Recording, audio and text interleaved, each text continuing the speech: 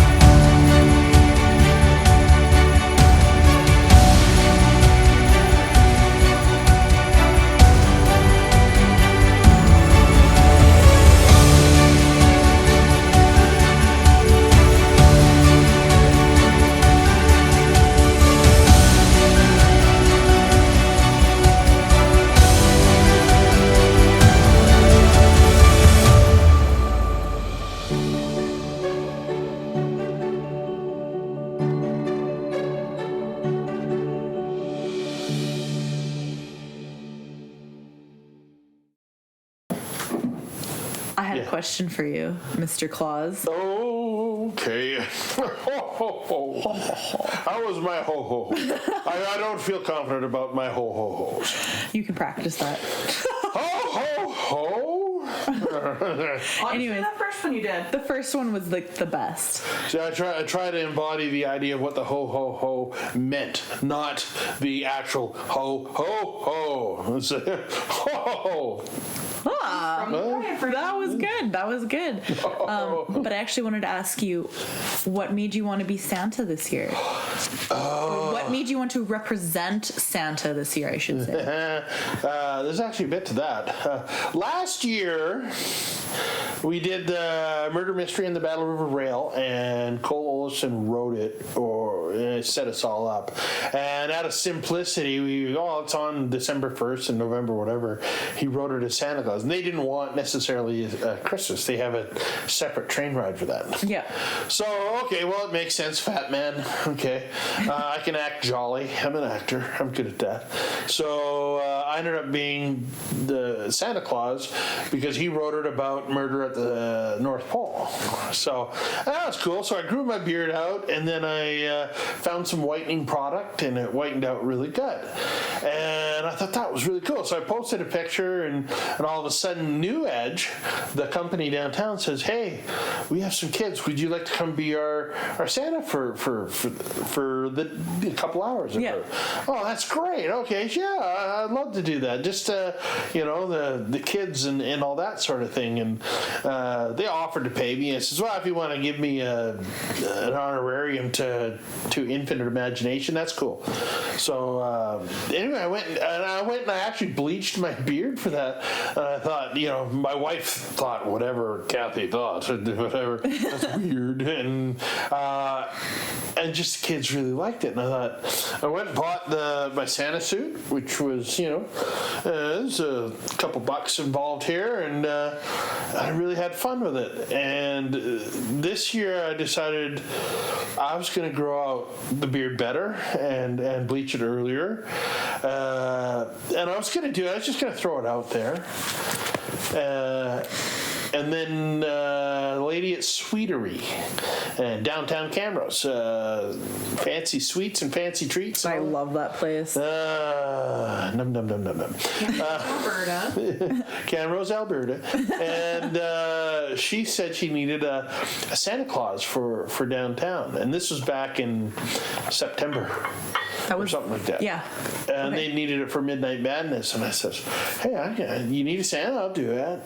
And I don't know whether, it was I feel so good when the kids, their eyes light up. So I consider myself selfish because I love the look of those children that look all amazed and awe and hunting me down. And it's just it's not like me to, I don't know if it is me or, Kathy would argue, she says I'm jolly and good with kids and all that, but it feels good to watch these kids light up, and when I went downtown for that, it was as much as the kids, it was the old people. Yeah. Oh my God, I haven't seen a good Santa like that in forever. And some of the friends that would smile and see you do it. It just it feels nice. It feels good to do.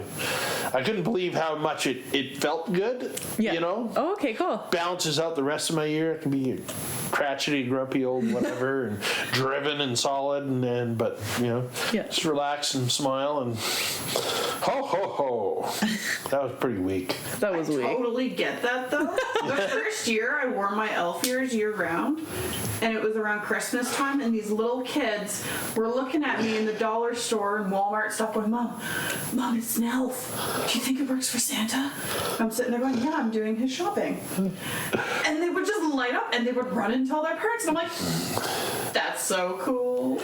I gotta put some of the reason I do it because of Ashes here. It's the same thing. Yeah. She's wearing elves at a weird time, and why are you wearing elves? I don't know. It feels good. Same with the corset. Yeah. And it was just like, maybe that's, it's my excuse to be a little bit of that inner nice self that I like to keep hidden away from everybody else. That the rest of the year I need to be driven and push and whatever. So bring out your inner simple joy. Yeah. It's easy. Yeah. It's easy to do it, and with this little effort, and I don't know. Bleached your beard. I mean, no effort, there's effort, I guess. I don't know. It's, See, trying to put I words. wear wigs for that reason. I don't think I could go and like do the crazy hair with my natural hair all the frickin' time. That's exhausting. This and is expensive. Yeah, this I roll over, I pull out one of the wigs out of the drawer and go, this is me today. See, they don't make men's wigs like that work that well. So you know. No, and like there's a fake beard Santa. It's just This came with a fake beard, and it was, you know, like you say, when you're a little kid and you see that chin strap poking through, oh man, it can destroy a child. There's less magic. You just know that wasn't that was not the Santa that you were hoping to see. Yeah, no, it actually gives me the purest of joys. So Yeah. that's why I do it. Oh, So that's wonderful. I'm a selfish asshole. The strangers. Yeah. I'm being selfish. I do acts of charity because it makes me feel good. It's just selfish. I'm selfish for wanting myself to feel good, and I do things to other people that makes me feel good. With that. That's not selfish. So That's selfish. it reminds me of that. Crippling anxiety make themselves feel horrible about things that they do nice for other people so that they don't think they're selfish. Yeah. Complicated, weird way. Yeah, it is. It is. We know. Yeah. What? Turkey or ham for Christmas? Turkey. I have a ham story. Oh my god, this is rather going to be family vacation or... Okay, no, so I invited my parents up for Christmas, and my mom, I was working. I used to be a nurse, and I was working, so I was like, hey, so like I can't cook, but we would love to have you up. I can do the potatoes, I can do all this, like, but mom, could you like bring up turkey or ham? And my mom was like, oh, okay, I'll bring up ham. So there's me, my husband, my mom, my dad, and my baby. She's like maybe one. First First child. I was pregnant with my son, and my mom brings a 22-pound ham. Oh my god. But they're like pre-cooked, not. No. They're seasoned or whatever. Like what do they call that? You could slice them and eat it right away. Yeah, and then we cook it, but like it was this big, like 22 pounds, and I ate ham until For months. Yeah, for months. It was like I was so Same hammed thing out. happened to me with tequila, but keep going. It also happened to me with tequila. But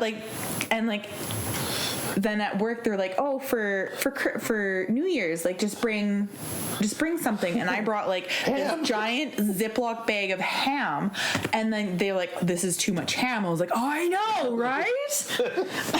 So I'm hammed out, and that was 8 years ago. I feel the same way about potatoes. For a month, we lived off of this massive bag of Hutterite potatoes, like a 50-pound bag. Oh, that's like Focusing on your inner Irish. Yeah. Well, In Ireland, they eat potatoes all the time. yeah. that's where my family came from, actually. Oh, but yeah, like I got a little Irish There's in me only too. so many ways that you can eat potatoes for breakfast, lunch, and dinner for a month. Yeah. Oh yeah, they're And- versatile. No, they are not versatile enough for Breakfast, a lunch, month. and supper. Yeah, breakfast, first, lunch, and dinner. You got to turn like a third of them into vodka. That's a, we didn't know how to never do that. thought of that one, did you? No. I was like, Like, do you just ferment them? I was Like, how do 9. you? I don't know. I just know vodka is from you'd have to get a distillery or something. I'll like look that. up a YouTube video while you guys chat. We'll figure this out. Yeah. Okay, what about you? Turkey. Do you want some turkey? Turkey or ham? Turkey, lurkey. And there's a song with that. We're turkey. Well, we do ham. Yeah. So I don't mind ham at all. Ham's good. you're either going to have a ham and mustard sandwich for a week and a half after, or you're going to have turkey. Actually, I'm neither, to tell you the truth, actually. Oh, what would you prefer then? Well, I'm lobster. We have lobster for Christmas. Oh, right. Yes. Oh, yeah. So we get it flown in, and it's just like my boss usually gives us a smoked turkey. Smoked turkey's way better than any other turkey, other than Deep fried turkey. Oh my God, my dad would agree with you on the smoked turkey. Other than the day of dark meat turkey. Because dark meat turkey on Christmas or Thanksgiving, that's the sweet. Yeah. But they're both, and then you end up even sandwiches and for weeks afterwards. We actually debone it, bag it, and then we make either anything stews, soups, casseroles with it, and that sort of thing. But we usually, our Christmas is we do typically lobster on the closest day to Christmas that they'll deliver from Nova Scotia, and then steak the other day. That sounds pretty good. I highly recommend it if you've never done it before. A reverse sear. You bake it in an oven at about 200 degrees until you get close, and then it takes about steak, not lobster, right? Steak. Okay. Yes. Then you take the steak out and sear it for like a minute and a half. Oh, okay. Rather than searing it first, that moisture, that's a myth. Searing it first will not keep the moisture in or out of it. Both have their valid reasons, I'm sure. But since we started reverse searing it, perfect steaks, wonderful steaks. Nice. Nice. Yeah. Reverse sear and then in a frying pan with butter sauce. Yeah, lots of butter. Have you ever seen the TikToks where they melt like 14 cups of butter and then they boil the steak in butter? So it's deep fried? Well, it's not hot enough to boil because butter will burn. Yeah. So they just get it hot and they'll put it in a hot butter for like an hour and a half or whatever it is, and then they'll sear it really quick. Yeah. And it's just like, but you just wasted like 14 cups of butter. You did the same thing with 4 tablespoons. Yeah. So you were on the money. I didn't actually look up a YouTube video, but it's you select your potatoes, you clean your potatoes, you cook your potatoes, you mash your potatoes, and then you have your Thanksgiving dinner and your leftovers you ferment. I know things. You add water to the mashed potatoes and leave them for several days. What kind of yeast? Brewer's yeast? Yeah, that's the technical stuff. I know you have to ferment anything to get it into wine or alcohol. Yeah. But it's the complicated distill and purify. Yeah. So basically, every holiday when people make mashed potatoes, they get to step 4 of making vodka. And then they fail. That's one of every man has their I'll make this for you, son, or whatever, and they have their specialties. Usually we live out to the barbecue and stuff like that. But over the years, one of my specialties is stuffed potatoes. So you bake the potatoes, you scoop it out, you whip them up, you add all the magical ingredients, and then you put them back into the potato, and then you heat it up and whatever. And that sounds delicious. I've always loved it. That's always, hey, maybe I should do that. We don't have time. We're going on a Friday. When are you going to do it? Oh, I need to go on a Sunday to something. And, that sort of thing. But I love making the stuffed, whipped or stuffed potatoes. Twice baked potatoes. There's different names for it. A little bit of cream cheese, a little bit of sour cream, certain since spices. We're talking about turkey, ham, Thanksgiving, or Christmas prefers. Do you guys do potlucks, and what is your go-to bring for Christmas? I love potlucks. They're so gone. I haven't, I think COVID killed potlucks for starters. Also, a lot of people have different food intolerances now. Because they didn't in 2018? Well, it's just it's more prevalent, and people are. I have quite a few friends who are celiac, and my kitchen is not safe for a celiac person. 100%. I have wooden utensils. I mix everything with my wooden utensils. Yes, we like food with flavor. Yeah, and so I can't bring them anything. Yeah. I would have to go buy something that said gluten free, and I still wouldn't know 100% if it was cooked for them to be able to eat safely. Oh, I know, but it shouldn't. I mean, still, it's like we used to have, and we were trying to get. I was almost thinking about bringing back the old Christmas party too. We used to have a Christmas party every year. Yeah. And we'd have the Chinese gift exchange, and everybody would bring a $10 or $15 thing, Yeah. and I'd usually cheat a few bucks, but I'd find the weirdest, coolest things. Somebody made a didgeridoo pipe out of PVC. They melted it and painted it, and they used beeswax on the end, and it was and I found it for like $20. Fuck it, that's 15 today. That's within range. You know. Oh my god, I am making me one of those. And then next year, I found this African carved bowl where the stands were all interlocked. Yeah. But they were carved that way, so you couldn't take it apart. Oh, that's so cool. So they're all interlocked. I found that for $25. You know, that's so and it was just like everybody was like, "Oh, which one did Mike bring?" They're all trying to plot and whatever. Okay, we got a family of 4. It freezes after the third steal. So if I first, but then they always get spread out in the number system or whatever. But I mean, the idea of bringing that is just like there's always one, and that's fine. I feel bad for them, and it's just like I used to be the guy that would go, I'm on a diet. I can't eat all this stuff and that sort of thing. But I still love my go-to as the question as we divert from that. Sorry. No, that's I would. Kathy's got a list so long. She's got this pizza black olive dip. Ooh. It's just like all the Kathy stuff just on. needs to bring a salad, and it'll just be a wonderful thing. I love these salads. She gave. We went to a Christmas party a couple of years ago. She brought her homemade chicken wings, and Jeff and Corey were just freaking. Oh, we gotta get. They just. They forgot. Oh my god! And she makes this cream cheese chocolate chip ball. She makes. It's a whole list of these wonderful casserole type things and whatever. I usually do like baked mac and cheese. I love baked mac and cheese, but my husband and kids are not fans. Right? Like, what's wrong with them? My current go-to for because my family, we do everything in a massive group, and every time it is a potluck. Yeah. And people who have the dietary needs bring their own whatever, and they can pick and choose, and there's like vegetables and things. People bring different platters. So if you have dietary issues, there's still always going to be something for them to eat. Yeah. My thing right now is Yorkshire puddings.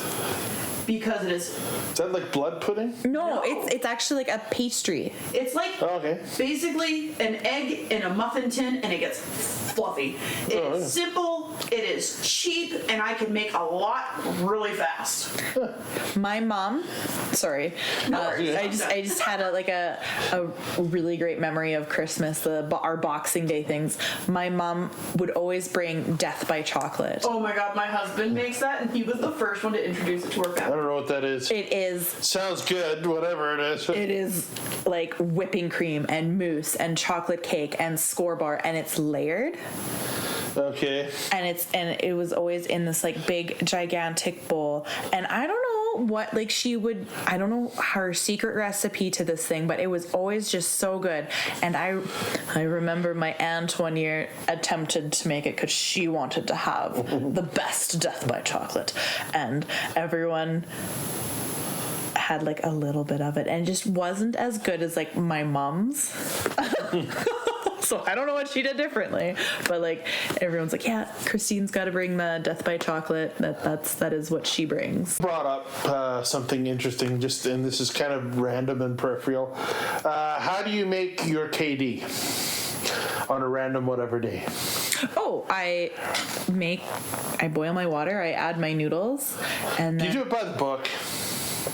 No. Okay, that's There's a very specific way to stir the cheese in. okay.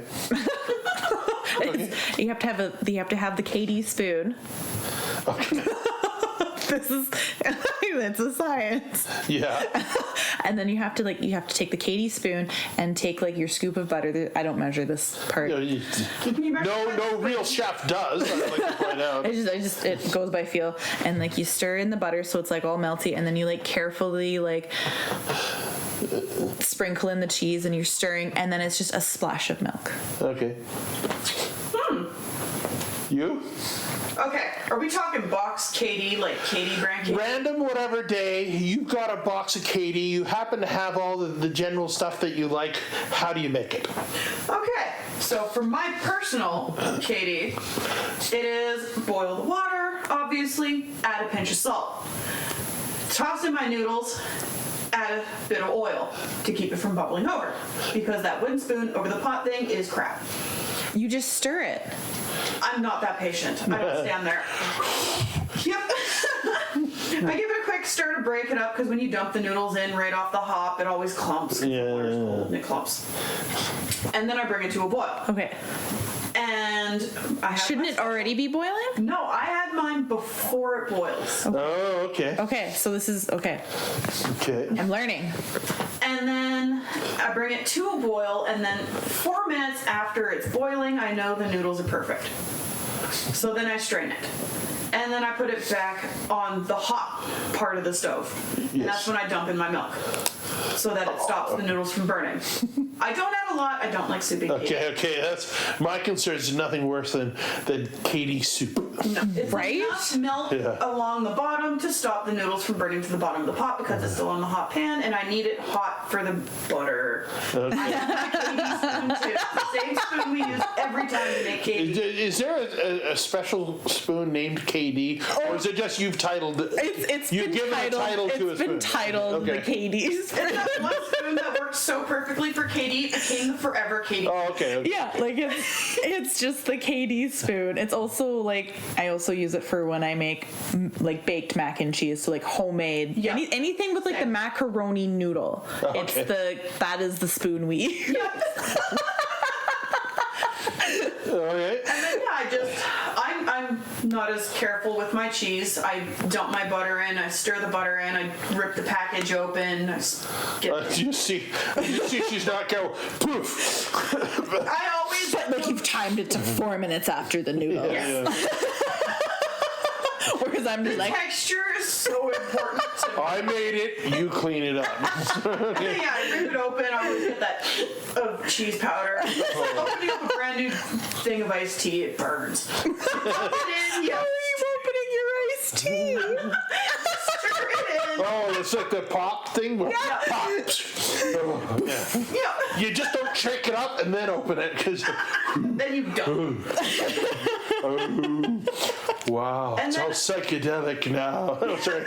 What are you putting in your iced tea? Oh, it's the dust that comes up anyway. It's iced LSD. Nice, I like that. So then you Salt, pepper, and garlic powder go in after it's all mixed. Okay. And rather shredded cheese or cheese whiz. Oh, so you're Okay. making very fancy, whereas I was just like, Cheese whiz is not fancy. It's just awesome. It is. I gotta have that cheese. Like my cheese. Katie cheese is not cheesy enough. I agree, 100%. So I even have a little container of extra KD cheese. Well, I know. I put it on my popcorn. That sounds horrifying. I That put just extra sounds cheese delicious. powder. Cheesy popcorn. I love You- cheesy A little popcorn. butter, then some of that cheese You dust. eat Chicago mix, don't you? What's Yes. Chicago mix? You don't know Chicago mix? What is Chicago Okay, so it's cheesy popcorn with caramel popcorn. You have to eat the cheesy popcorn and the caramel popcorn both at the same time. No, that's wrong. There's all sorts of wrong. You keep my pineapple off my pizza wrong. I thought that for years until You have to try it. Do not eat them at the same time. If you eat a caramel and a cheesy one at the same time, it's awful. Oh no, you just said I do just said it. to do it. I love it. It's like Okay. You're on either side of Chicago. Okay, here. but there's going to be a brawl in the middle. just gonna say like that was like a big pregnancy craving I had, and then it just sort of like carried over. Okay, you got to lead in with that because pickles and ice cream do not go good. But if you're Pickles and- pregnant, pickles- anything. Pickles and ice cream do not go good, but pickles and peanut butter go fantastic. Peanut butter If and you're bacon. pregnant, please. Anytime No. Peanut butter and bacon on toast. with ketchup. Pregnancy craving. Nope, that messes me up. It was I don't really like ketchup, but it was like I needed the bacon, I needed the peanut butter, I needed the ketchup. That was maple beans and hot dogs while I was pregnant. Oh, that's, Okay. yeah. But it was a staple growing up, wieners and beans, but I hated it as a kid. Yeah. When I was pregnant, I was like, I need this protein in me now. But if you like, you know how when you eat so much salty stuff, you need that little bit of sweet, or vice versa. Yeah. I have Too such much a sweet. Yeah, I got then a you just brutal need that- sweet tooth yeah. anyway, so Yeah, I mean, so if you eat too many of the caramel popcorn, you just eat some cheesy popcorn, and it's It's perfect. yeah, and and it's all in one bowl, so you don't have to worry about like. Oh, see, so you sound like you'd get a kick out of somebody putting all the M&Ms and Skittles in the same bowl, shaking them up. Oh, that's so good. Have fun. It's like, no. I'd be like, S&M? No, not today, but...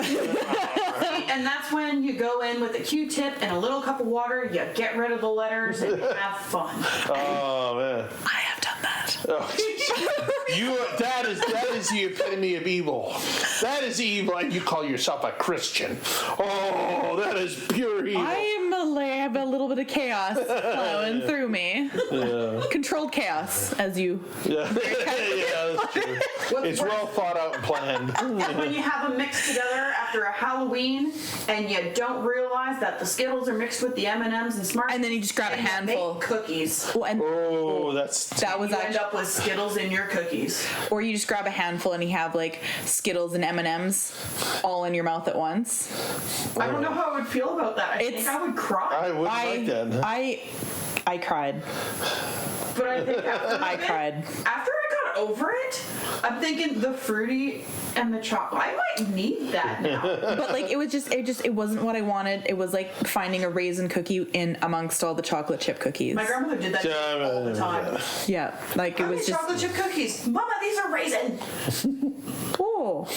The Bailey Theatre Society brings you on New Year's Eve Punch Drunk Cabaret's New Year's Eve Rock and Roll Burlesque. Then coming next year, we have Pinocchio, presented by the Camrose Arts Council. Registration by January 5th. Followed by Morning Wood, presented by Lamb Ford.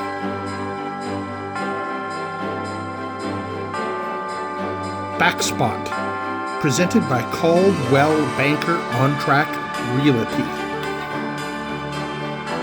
The Hearts, presented by Rose City Roots Music Society.